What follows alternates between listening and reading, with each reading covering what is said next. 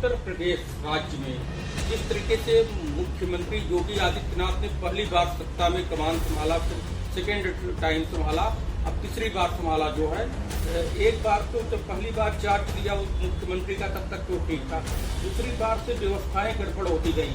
उत्तर प्रदेश में अपराध आज के समय में बढ़ गया है, मर्डर भी हो रहे हैं, डकैती भी हो रही है और बलात्कार सबसे ज़्यादा हो रहा है। एक दिन का गैप दे के हो रहा है, ऑलमोस्ट सभी जिलों में हो रहा है। और आप सुप्रीम कोर्ट में बहुत बड़े अधिवक्ता हैं, इस पर आपकी क्या प्रतिक्रिया है कि सरकार और यह सरकार के अधिकारी कैसे काम करें? क्योंकि कई जगह न्याय मिल जाता है, कई जगह पीड़ित परिवार को न्याय के लिए पीड़ित परिवार जो है थाने में जो है इधर उधर भटकता रहता है, न्याय की गुहार लगाता है तो पुलिस के अधिकारियों से, लेकिन न्याय कहीं मिलता नहीं होता।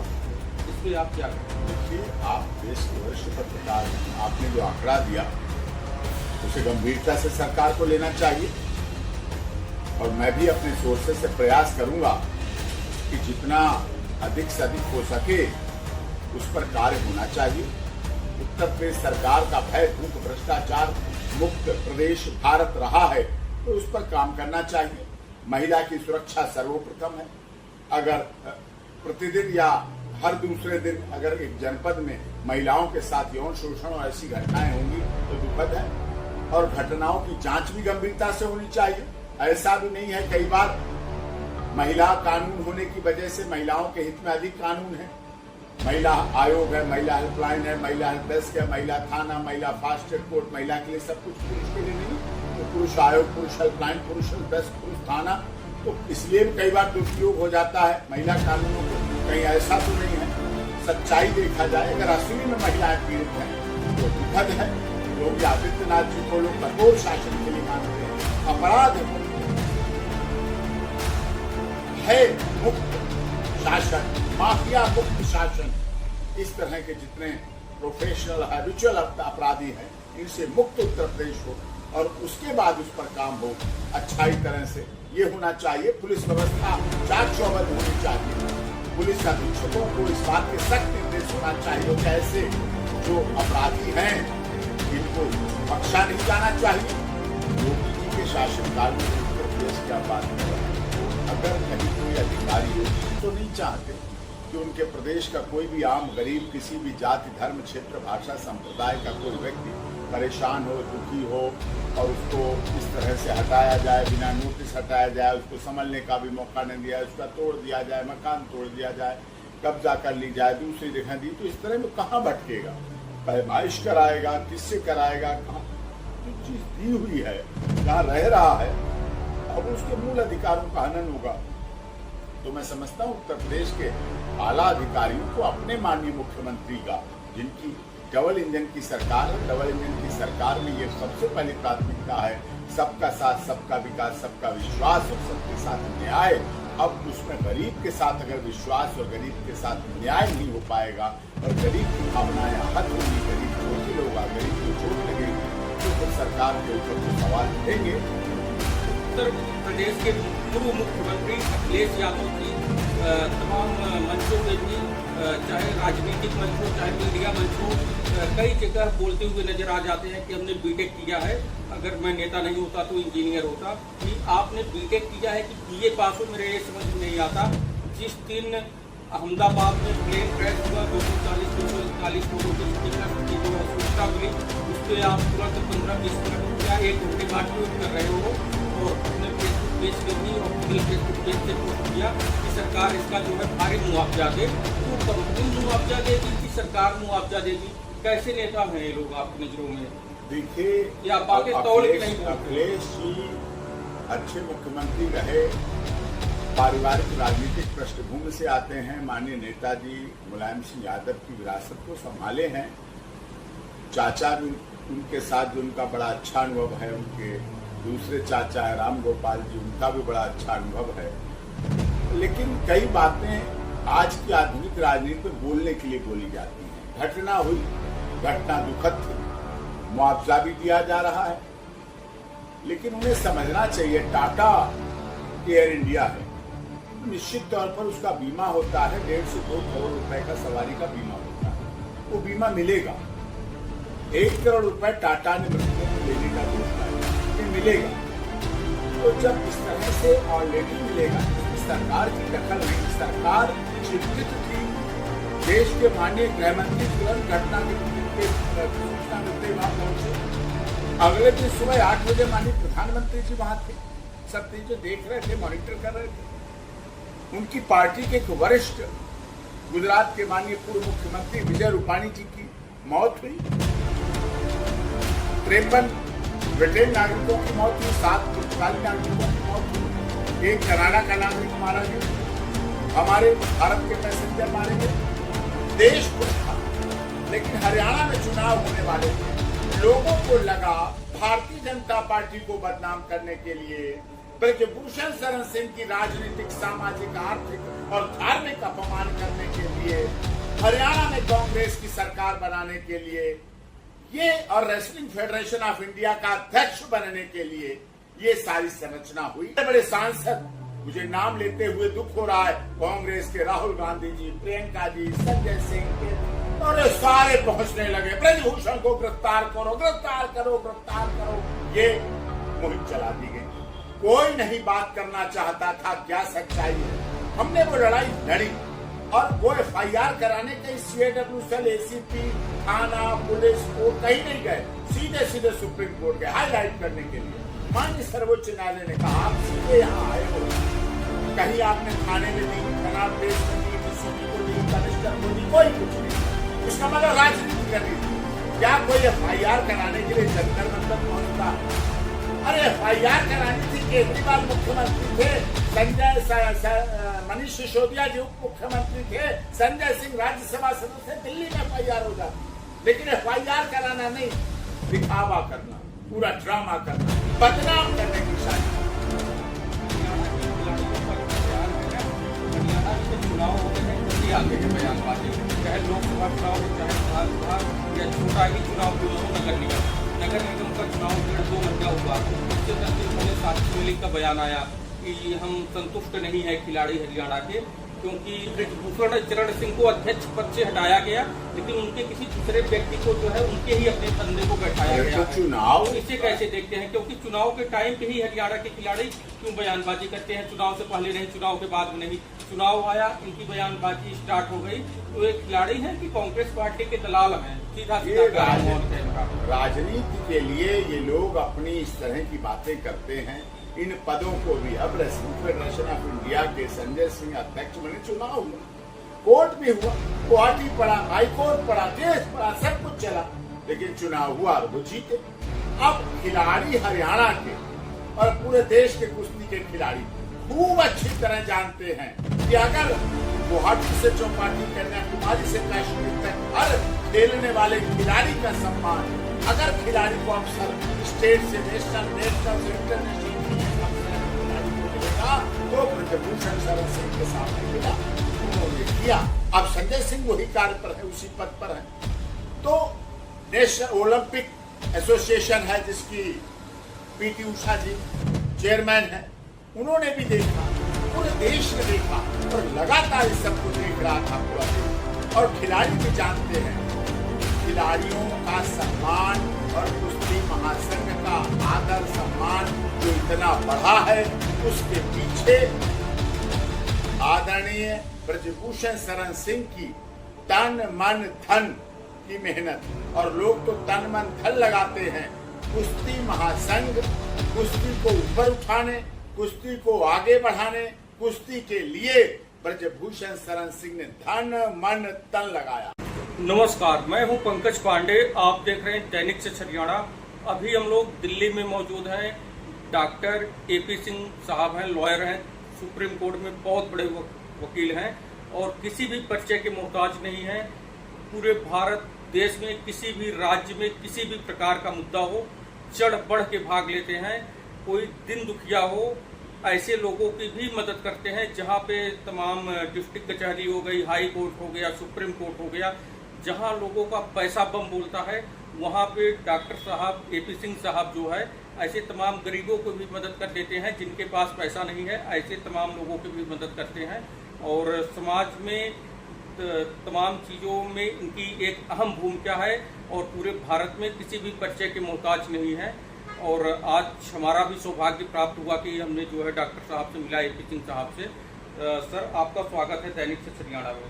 बहुत बहुत धन्यवाद। मेरा प्रश्न है, क्योंकि मैं मूलतः जो है उत्तर प्रदेश के जौनपुर जिले से आता हूँ, और सबसे पहला प्रश्न ये है मेरा कि देश की आज़ादी के बाद जैसे पहले लोगों के पास 200-400 बीघे ज़मीन होते थे, तो देश जब आज़ाद हुआ और लोग अपने अपने क्षेत्रों में मतलब बच गए, लोगों ने मकान बना लिया। उसके 10 साल बाद चकबंदी आई। चकबंदी में जो है यही कोई कहीं व्यक्ति कोई बसा है, किसी का कोई मकान है, बगीचा है, ठीक है। ये सब होने के बावजूद उस टाइम पे लेखपाल जो है कम क्वालिफाइड होते थे, तो वहाँ पे पिछड़े जातियों का आवंटन काट के दे दिया। 2 बीघा, 4 बीघा, 1 बीघा, 12 बिस्सा, 15 बिस्सा की ये आपका आवंटन है। उस टाइम क्योंकि पिछड़ा वर्ग जो है पढ़ा लिखा नहीं था, शिक्षित नहीं था। आज पिछड़ा वर्ग पढ़ा लिखा है, शिक्षित है, अपने अधिकारों की लड़ाई लड़ रहा है कि अब हमें ज़मीन चाहिए। लेकिन जब वो व्यक्ति कोई 60 साल 70 साल से बसा है और जब लेखपाल काट के दे रहा था, तो लेखपालों से पूछा गया जो लोग बसे थे कि भाई आप कहाँ काट के दे रहे हो, तो लेखपाल बोलते थे भाई साहब वहाँ दे रहे हैं, वहाँ दे रहे हैं, उंगली दिखा के कि 2 किलोमीटर 1.5 किलोमीटर के डिस्टेंस में किसी भी दिशा में उंगली दिखा दिया कि हमने वहाँ आवंटन काटा। अब लोगों को धीरे धीरे 10-10, 20-20 साल से पता चला कि नहीं, हम जहाँ बसे हैं यहीं पे इनका आवंटन है। तो ऐसे लोग जो है जिलाधिकारी और राजस्व विभाग के अधिकारियों से परेशान हैं। ग्रामीण क्षेत्रों में चाहे जौनपुर हो, बनारस हो, भदोही हो, गोरखपुर, मछली शहर, तमाम क्षेत्रों में तहसीलदार, लेखपाल 4 गाड़ी 3 गाड़ी फोर्स भर के पहुंच जाते हैं एक आम इंसान के यहाँ, जैसे वो कोई बहुत बड़ा अपराध किया हो, मर्डर किया हो, कोई माफिया हो, वही ज़मीन खाली करो, और कोई नोटिस भी नहीं देते हैं। उस पर जो है तमाम तरीके का एलिगेशन भी है कि लोग जो है रिश्वत देके गलत तरीके से कब्जा कराना चाह रहे हैं। कोई नोटिस भी नहीं देता कोई सरकारी अधिकारी। तो इस पे मैं आपसे समझना चाहता हूँ कि वकील साहब आपकी क्या प्रक्रिया है, कैसे वो लोग अपना बचाव कर पाएँ जो 60 साल 70 साल से बसे हैं। तो सुप्रीम कोर्ट का भी कोई गाइडलाइन है इसके लिए?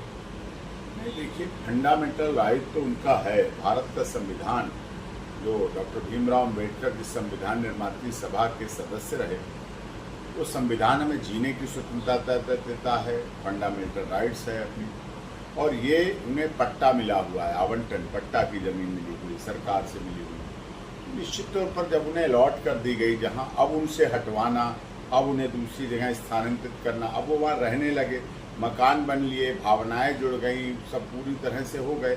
अब उनको अपने कुछ लोगों को निजी लाभ देने के लिए यदि लोकल शासन प्रशासन, तहसीलदार, कानून गो, ADM, रेवेन्यू, ये सब चीज़ें अगर करते हैं तो कहीं ना कहीं अशांति तो आएगी लोगों में, कहीं ना कहीं दुख की। तो क्योंकि वो गांव गरीब गलियारा जब सही होता है, खुशहाल होता है, तभी अच्छे शासन की उस प्रक्रिया को आप कह सकते हैं।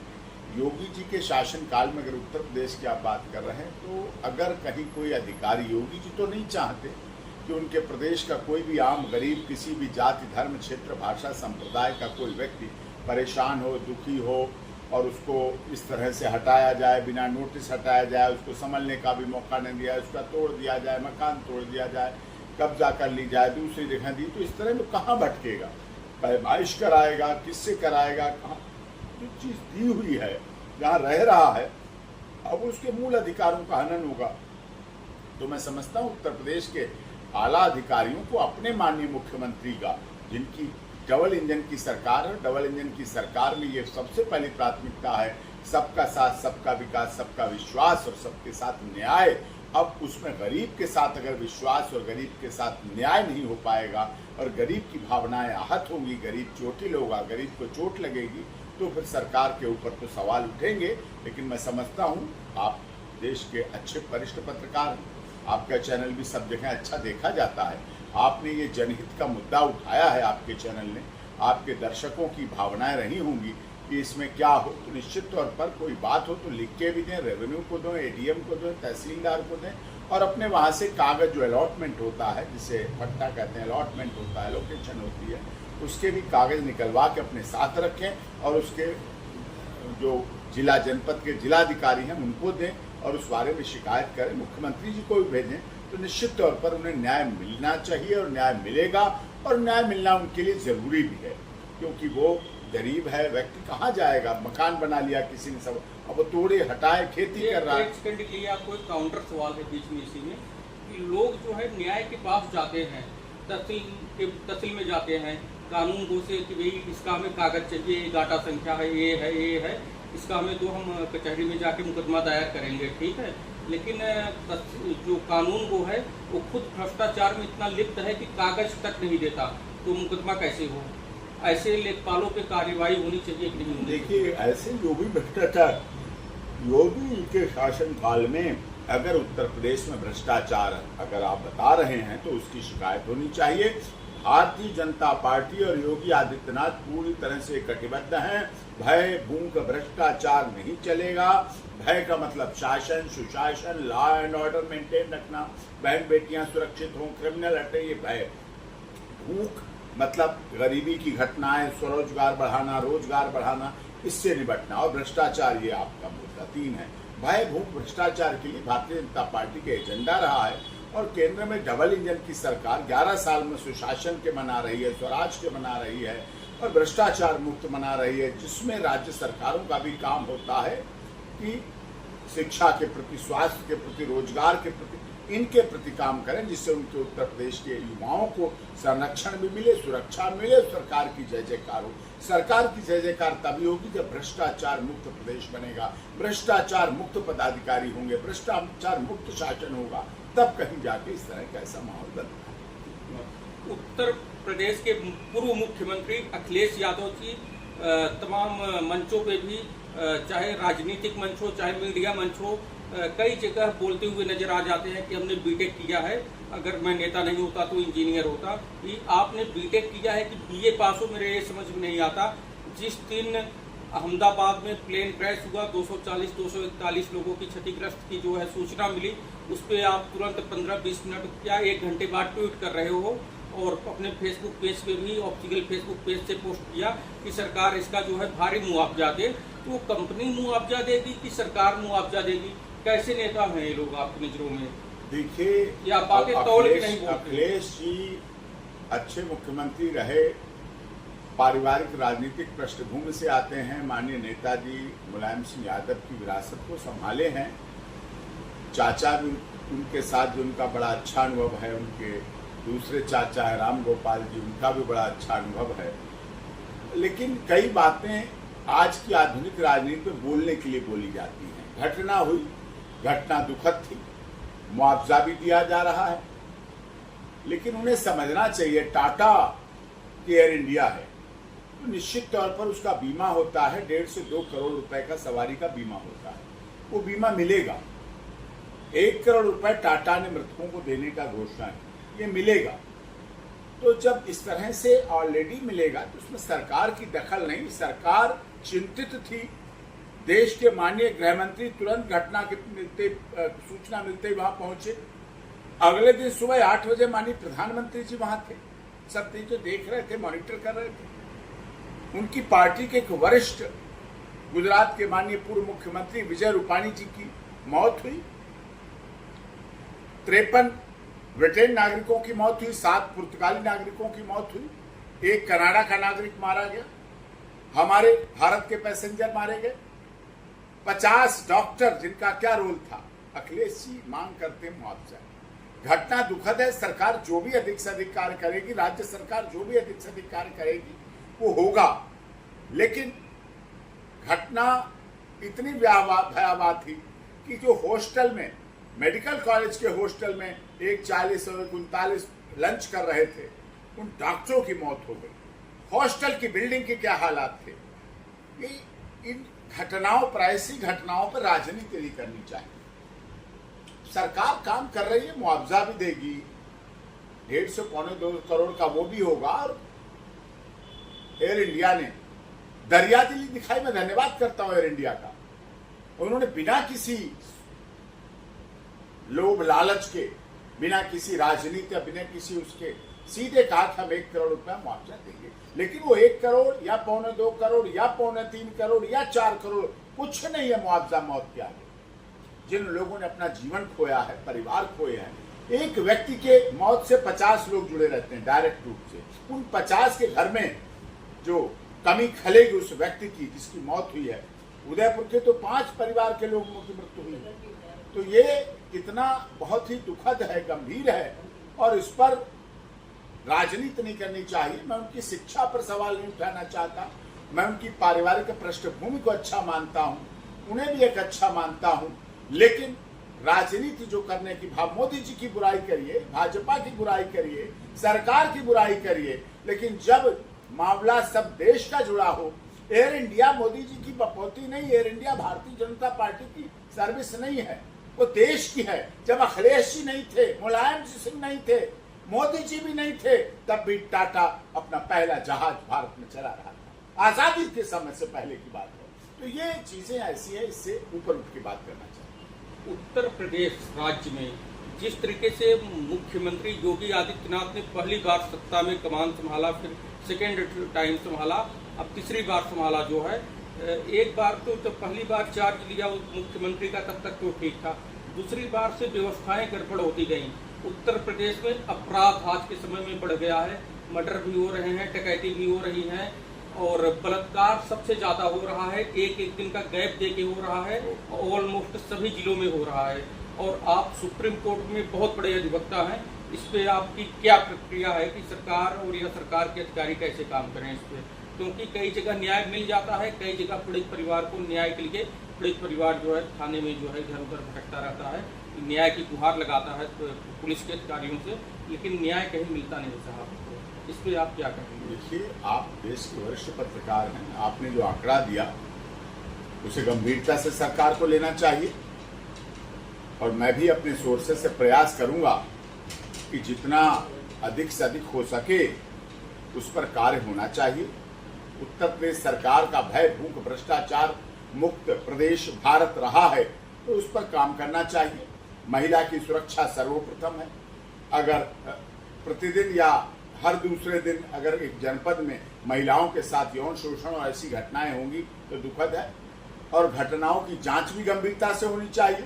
ऐसा भी नहीं है, कई बार महिला कानून होने की वजह से महिलाओं के हित में अधिक कानून है, महिला आयोग है, महिला हेल्पलाइन है, महिला हेल्प डेस्क है, महिला थाना, महिला फास्ट ट्रैक कोर्ट, महिला के लिए सब कुछ, पुरुष के लिए नहीं है। तो पुरुष आयोग, पुरुष हेल्पलाइन, पुरुष हेल्प डेस्क, पुरुष थाना, तो इसलिए कई बार दुरुपयोग हो जाता है महिला कानूनों को। कहीं ऐसा तो नहीं है, सच्चाई देखा जाए अगर असली में महिलाएं पीड़ित हैं तो दुखद है।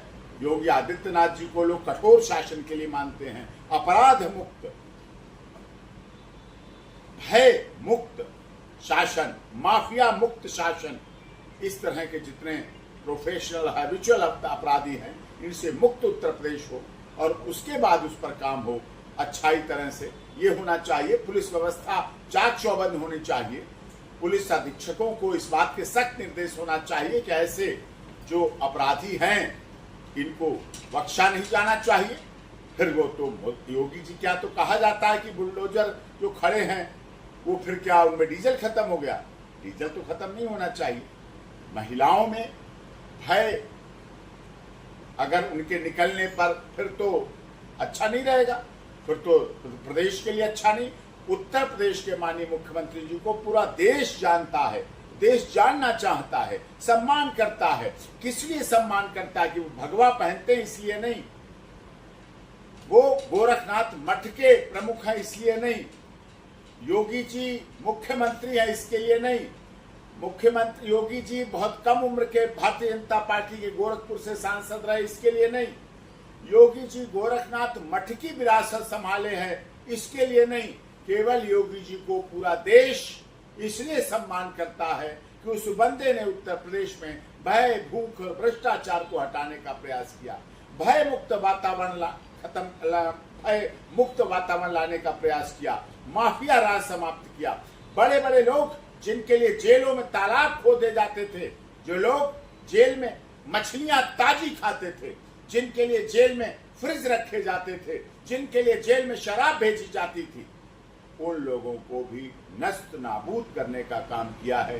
तो निश्चित तौर पर उन्हें अपने तरकस के तीरों को निकालते रहना चाहिए, चलाते रहना चाहिए। उत्तर प्रदेश के लोग बहुत सहृदय लोग हैं, बहुत सीधे साधे लोग हैं, बहुत क्रिमिनल को देखा है, बहुत उत्तर प्रदेश को देखा है। उत्तर प्रदेश के बजाय उत्तर प्रदेश कहा जाने लगा था। शाम को शटर सूर्य रोशनी के साथ बंद हो जाते थे, दुकानें बंद हो जाती थी, मार्केट बंद हो जाती थी। लोग शहरों से अपने गांव में नहीं जा पाते थे, शहरों में अपने रिश्तेदारों के यहाँ रात काटनी पड़ती थी। स्कूल में छात्र छात्रा बच्चियों के साथ क्या क्या होता था, वो समय बदला है, उसको संभाल के रखना भी जरूरी है। और ये प्रदेश हित के लिए भी है और देश हित के लिए भी है, भारतीय जनता पार्टी के हित के लिए भी है और ओवरऑल डबल इंजन की सरकार के लिए भी जरूरी है। जिस तरीके से पहलगाम में आतंकी हमला हुआ और लोगों ने अलग अलग राज्यों से लोगों की प्रतिक्रिया आनी शुरू हो गई सीमा हैदर पे, वही सीमा हैदर को भी अब भारत से बाहर किया जाएगा, लेकिन उसमें आपने क्या ऐसी कार्यवाही की जो है,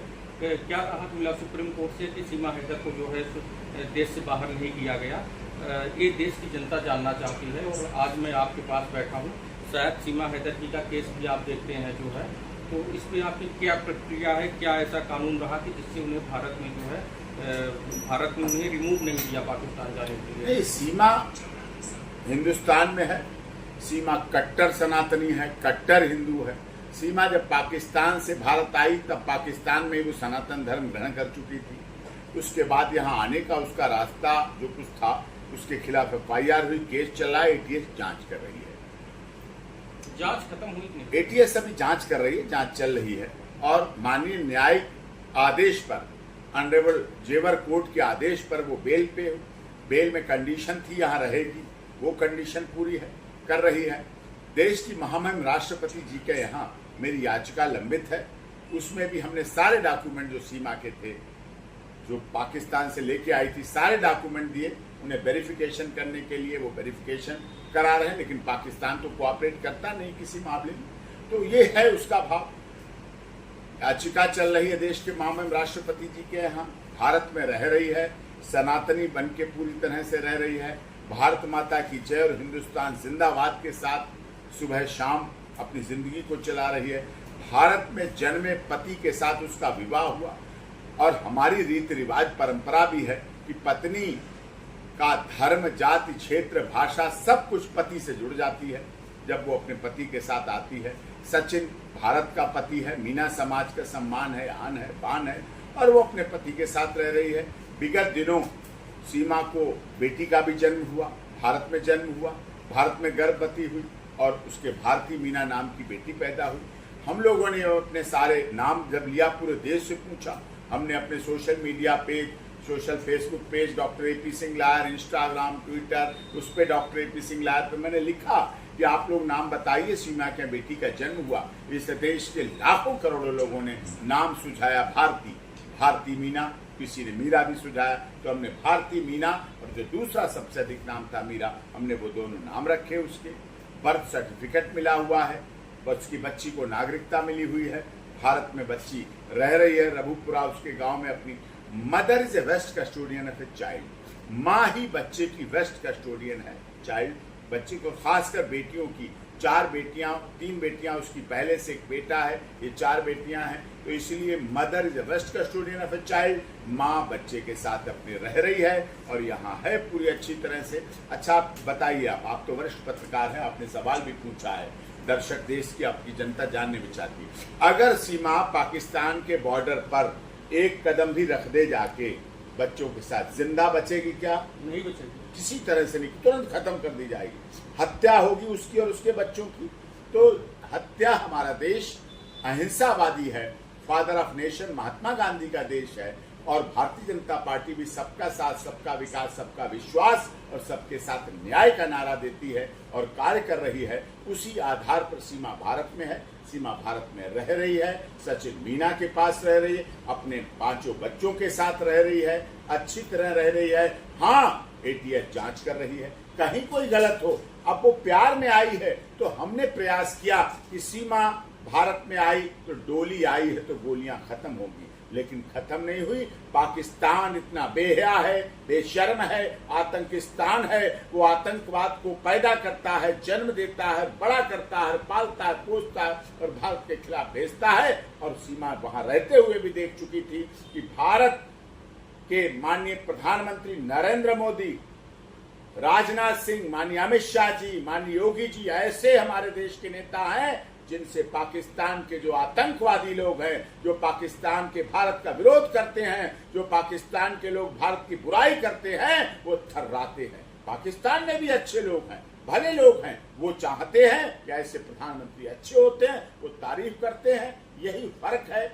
लेकिन सीमा पूरी तरह से कट्टर हिंदू, कट्टर सनातनी है और पूरी तरह से अपने दिनचर्या, पूरे जीवन में उसने सूर्य भगवान की पूजा, महाशिवरात्रि, गणेश चतुर्थी, जन्माष्टमी, भैया दूज, रक्षाबंधन, 15 अगस्त, 26 जनवरी, भारत क्रिकेट के वर्ल्ड मैच में भारत के लिए प्रार्थना करना, इसरो, आदित्य एल1 की सफलता, चंद्रयान 3 की सफलता, सबके लिए वो पूरा कार्य कर रही है, अच्छी तरह कर रही है और भविष्य में भी अच्छी तरह रहे।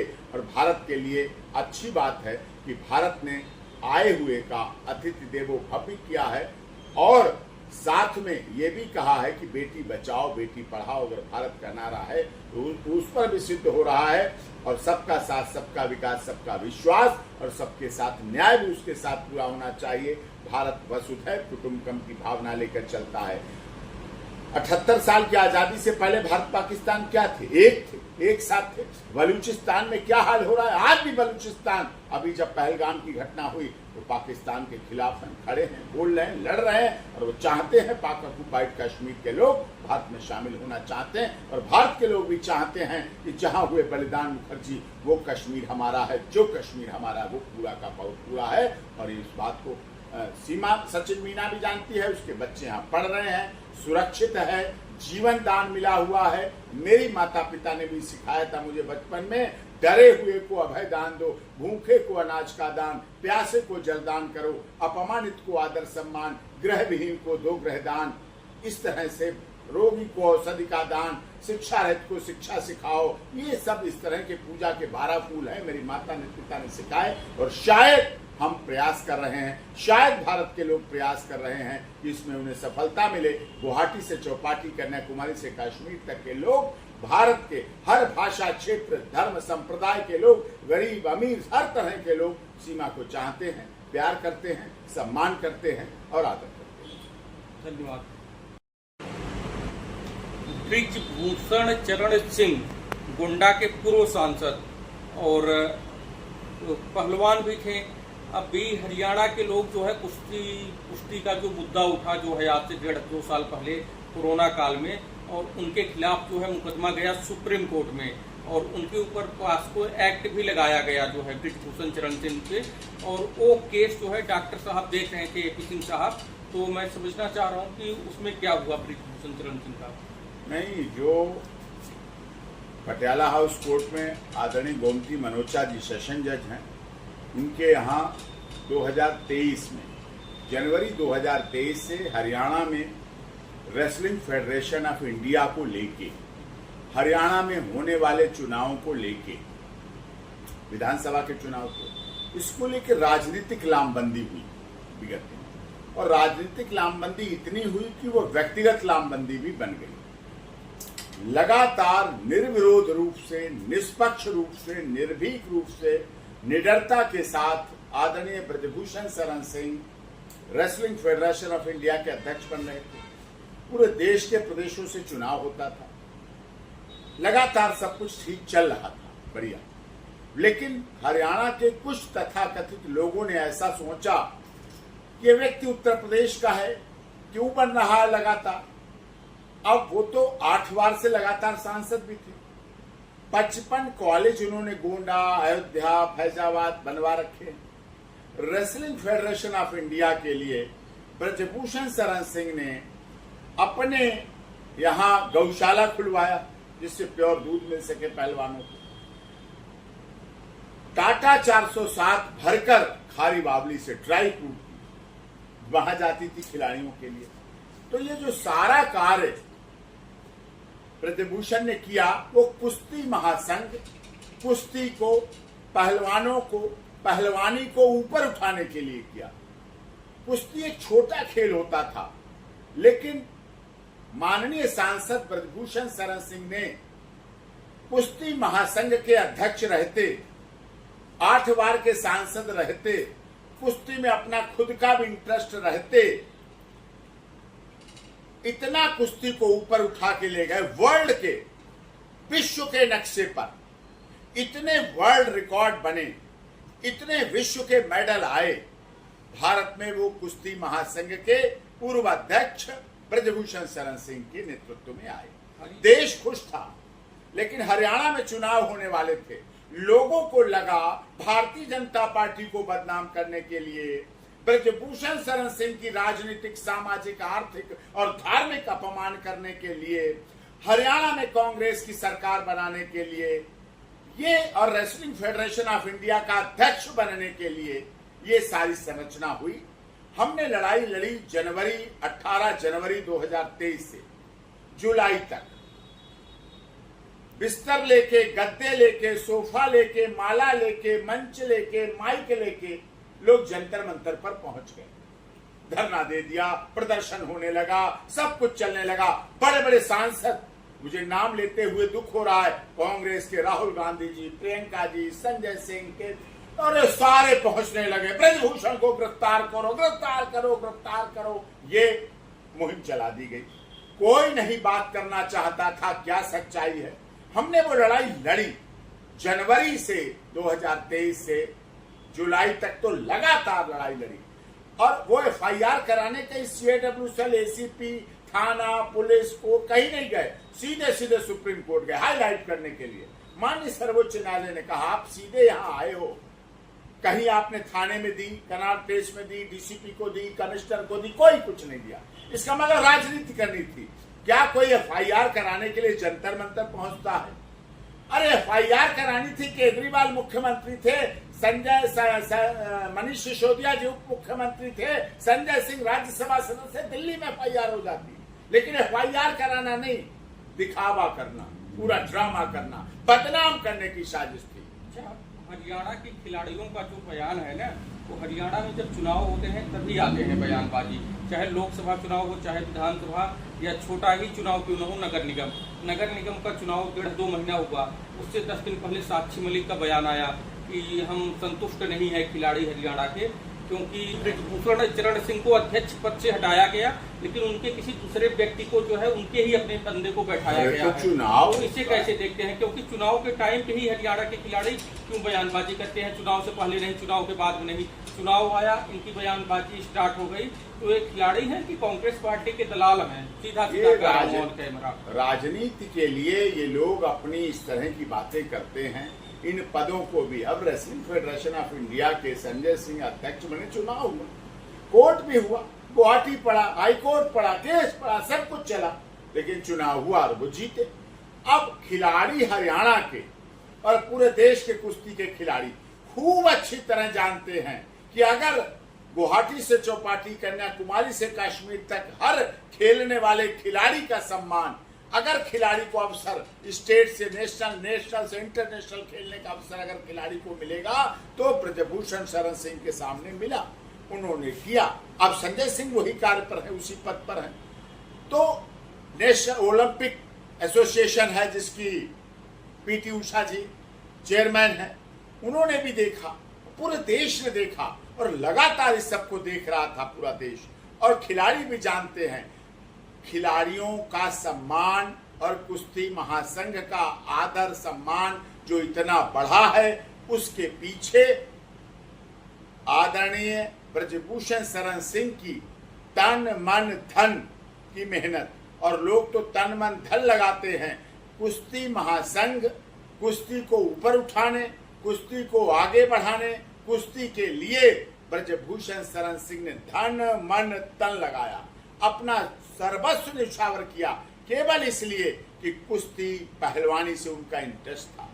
राम जन्मभूमि मुक्ति आंदोलन के जो आडवाणी जी रथ लेके चले थे सोमनाथ से अयोध्या की यात्रा जो आडवाणी जी लेके चले थे, यात्रा लेके, उस यात्रा के चालक के रूप में उत्तर प्रदेश में कार्य करने वाले ब्रजभूषण शरण सिंह, उन्होंने इस काम को किया।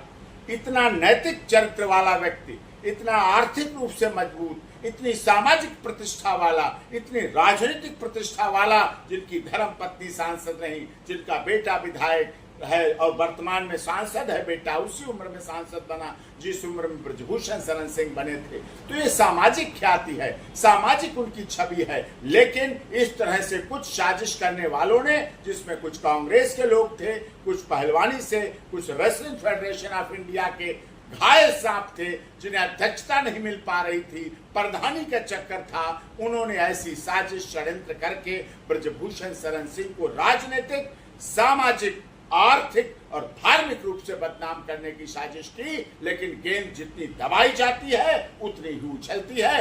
हमने माननीय गोमती मनोचा सेशन जज पटियाला हाउस कोर्ट से केस बंद हुआ, केस बंद कर हुआ और देखा दुनिया ने, पूरी दुनिया को हमने दिखा दिया कि सत्य परेशान हो सकता है, पराजित नहीं हो सकता। सत्य था, ब्रजभूषण शरण सिंह ने सच्चाई और सत्यता पर पूरा जीवन काम किया। पूरे जीवन भर अगर गोंडा के पास है उनका नंदिनी, सरयू में जो पवित्रता है, जितनी सरयू नदी पवित्र है, उतना ही पवित्र राजनीतिक जीवन, सामाजिक जीवन, आर्थिक जीवन, धार्मिक जीवन ब्रजभूषण शरण सिंह का है।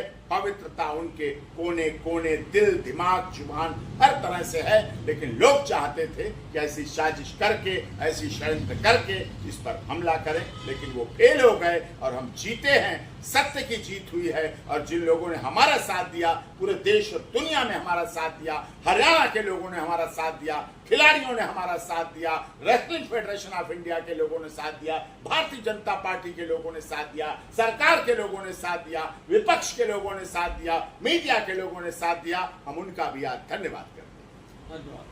आज हमने उत्तर प्रदेश के तमाम मूलभूत समस्याओं पे डॉक्टर एपी सिंह साहब से एक बार बातचीत किया और जो सीमा हैदर का प्रकरण है, इसमें जिस तरीके से सीमा ने पाकिस्तान से भारत आई थी, अपने भारत में कई हाई कोर्ट हैं और एक सुप्रीम कोर्ट है और कई बड़े बड़े अधिवक्ता हैं, लेकिन किसी ने मदद नहीं की। डॉक्टर एपी सिंह साहब ने जिस तरीके से निकलकर उस पाकिस्तान से आई अपला महिला की, समझ लो एक तरीके से मदद किया और भारत का बासिंदा बनाया, ये भी एक बहुत बड़ा पुण्य का काम है। तो ईश्वर ये भी देख रहा है।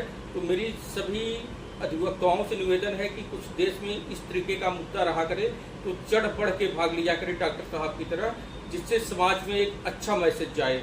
आगे की खबरों में बने रहने के लिए देखते रहें दैनिक सच हरियाणा। जय हिंद, जय भारत।